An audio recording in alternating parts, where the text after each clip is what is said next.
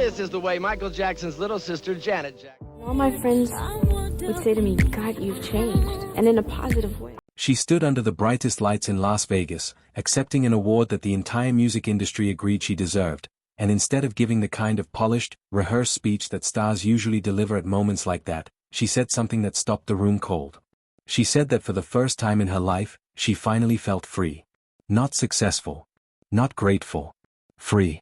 That one word, coming from a woman who has spent nearly 6 decades in the public eye, carried more weight than most people understood. Because freedom is not something you talk about unless you spent a very long time without it. Janet Jackson has been one of the most recognizable names in music since before most people alive today were born. She has sold hundreds of millions of records, headlined world tours that broke attendance records, and built a catalog that shaped the sound of pop, R&B, and dance music for 4 straight decades. But behind all of that, behind the choreography and the chart positions and the magazine covers, there was a story she had never fully told. A story that started long before the fame, in a small house in Gary, Indiana, where 10 children shared cramped rooms and a father whose ambitions ran deeper than his patience. What Janet finally began to share with the world, carefully and on her own terms, is that the version of her life people thought they knew was only part of the picture. The real story is older, harder, and far more complicated than any single headline ever captured. Janet Demita Jo Jackson came into the world on May 16, 1966, as the 10th and youngest child of Joseph and Catherine Jackson. The family lived in a 2-bedroom home on Jackson Street in Gary, Indiana, and life there was tight by every measure.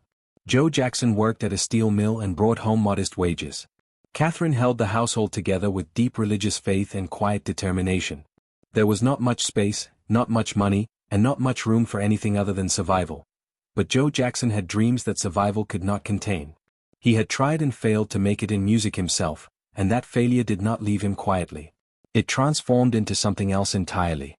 He redirected every ounce of that hunger toward his sons, drilling them through rehearsals that were less about joy and more about production. By the time the Jackson 5 signed with Motown in the late 1960s, the family's trajectory had already changed permanently. The boys were becoming stars.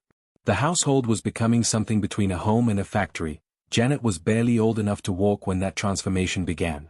She watched from the edges of rehearsals where mistakes were punished physically, where belts and cords were tools of correction, where the standard was perfection and the consequence of falling short was pain. She was not being groomed for stardom yet. She was simply a little girl absorbing an environment that taught her very early that love and fear could exist in the same room at the same time. By the time she was 5 years old, the anxiety had already taken root. She would bang her head against walls when the pressure became too much. She developed a deep fear of performing, of getting things wrong, of being seen and found lacking. These were not childhood quirks. They were early signs of what prolonged stress and emotional instability do to a developing mind and body. And then there was what happened inside the family itself, beyond the rehearsals. Her brothers mocked her relentlessly about her appearance and her weight. They gave her cruel nicknames that no child should ever hear directed at themselves. What made it cut even deeper was that Michael, the brother who would go on to become the most famous entertainer in history, participated in that cruelty too. Janet laughed some of it off on the outside. But those words planted seeds of shame and insecurity that grew slowly underground for years. She spent decades chasing an image of herself that felt acceptable because the one she was given at home never was. As the 1970s moved forward, Janet was gradually pulled into the family's professional world. She appeared on television alongside her siblings, took part in variety show sketches, and began performing in front of audiences. But her father's hand was on all of it.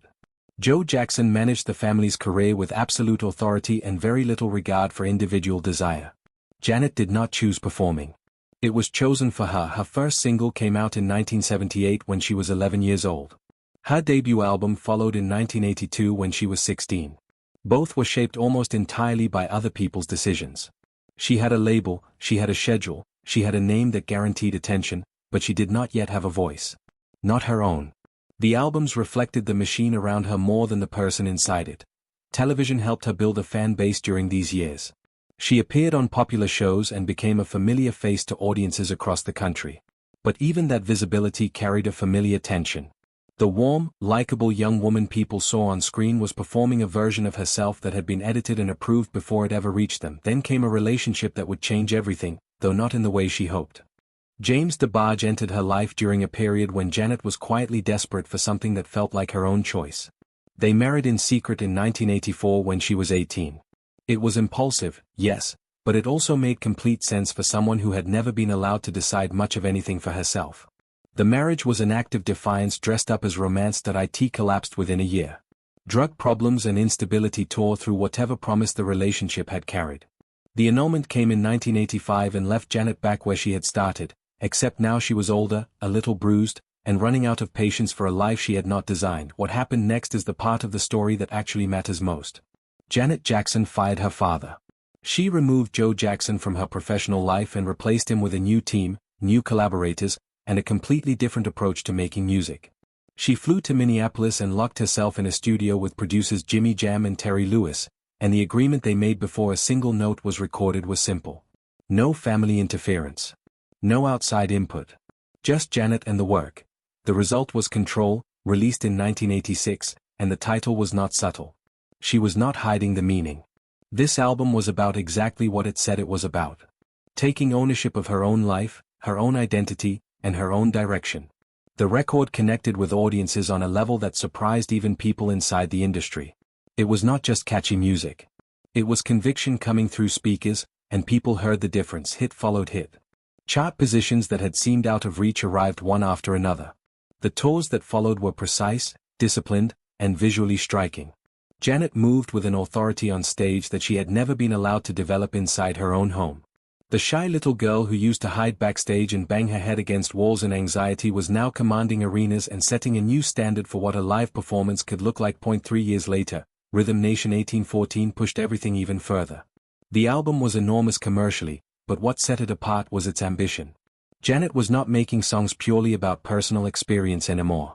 She was making statements about the world, about inequality, about violence, about what it meant to belong to a society that was failing some of its people. The music had a seriousness to it that critics and fans alike recognized as a major artistic step forward. It produced a record-setting string of top 5 singles and cemented her position not just as a pop star but as a genuine cultural force. By the time the early 1990s arrived, Janet Jackson had achieved something that very few artists in any era manage. She had built a career that stood completely on its own, independent of her famous last name, independent of her famous brother, independent of everything that had been handed to her. She had earned it. The next chapter in her story was quieter and more inward. The Velvet Rope, released in 1997, was the album she made after hitting a wall she could no longer ignore.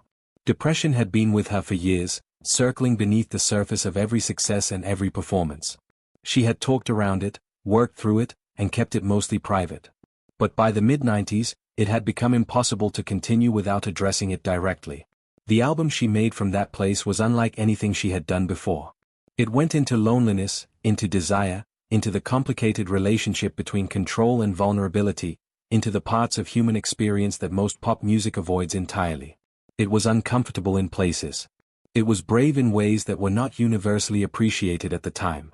But it was honest in a way that her earlier records, as powerful as they were, had never quite been.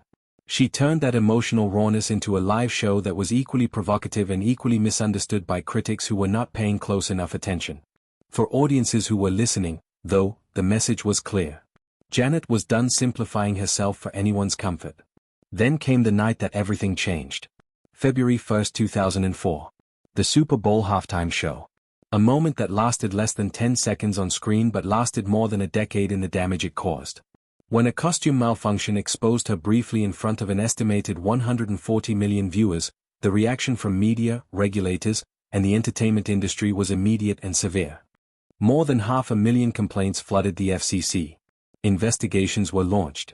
And the two artists at the center of it were treated in ways so dramatically different from each other that the disparity became impossible to ignore. Justin Timberlake moved forward. His career continued without meaningful interruption. His next album was a success. His public image recovered. He was welcomed back to awards shows, television specials, and radio playlists within months. Janet was effectively shut out. Radio stations stopped playing her music. Television appearances dried up. Networks that had been eager to book her suddenly had no availability. Reports later confirmed what many people had suspected in real time, that she was being actively excluded from platforms and opportunities, a coordinated freeze-out that cost her an estimated $20 million in income, endorsements, and exposure. The album she released that same year debuted strong. The music was good. The sales were solid by most reasonable measures. But none of that could overcome the weight of what had been decided behind the scenes by powerful people who had decided she was the one who would pay the full price for a moment that took two people to create. It took years for the public conversation to catch up to what had actually happened. Eventually it did. Documentaries examined it. Critics revisited it. Timberlake himself eventually issued a public apology acknowledging that the situation had been handled unfairly. But by then, years of Janet Jackson's career had already been spent navigating obstacles that should never have been placed in her path. What is remarkable is not that she suffered the unfairness. What is remarkable is what she did while suffering it. She kept making music. She kept touring. She found new collaborators and pushed into new sounds. She raised a son after giving birth in 2017 at age 50, navigated a painful divorce, and dealt with custody battles that played out in tabloids while she was simultaneously trying to maintain her artistic life. She did all of this without the kind of industry support she had earned and without the consistent media platform that should have been available to someone of her stature. When she released her album Unbreakable in 2015, it debuted at #1 and made her the first artist in history to reach the top of the Billboard chart in 5 separate decades. When she was inducted into the Rock and Roll Hall of Fame in 2019, Janelle Monáe stood at the podium and spoke about her in terms that finally matched the full size of her contribution to music. When her Together Again tour crossed the $100 million gross mark in 2025, selling more than 1 million tickets worldwide, it was not a comeback story. It was a correction. The audience had never actually left. Her Las Vegas residency, which opened at the end of 2024, sold out show after show in a venue that holds 5,000 people. Fans flew in from across the country and across the world. They came because they remembered what she had meant to them and because what she had meant had not diminished simply because certain radio programmers had decided to stop playing her records for a while. When Janet stood on that stage in Las Vegas in 2025 and accepted the Icon Award at the American Music Awards, she was 58 years old and performing on live television for the first time in 7 years. She moved through a medley of her greatest hits wearing a white jacket and looking every bit as focused and commanding as she had at the peak of the 90s. The audience responded to her the way audiences always respond to someone who has survived something and come through it without losing what made them special. But the moment that people could not stop talking about was not the performance. It was the speech. Specifically, those 4 words. For the first time in my life, I feel like I'm free. Coming from anyone else, that might have sounded like a nice thing to say at an awards show. Coming from Janet Jackson, knowing even a fraction of what the journey behind those words contained, it sounded like something much more significant than that. Freedom from a father who controlled everything.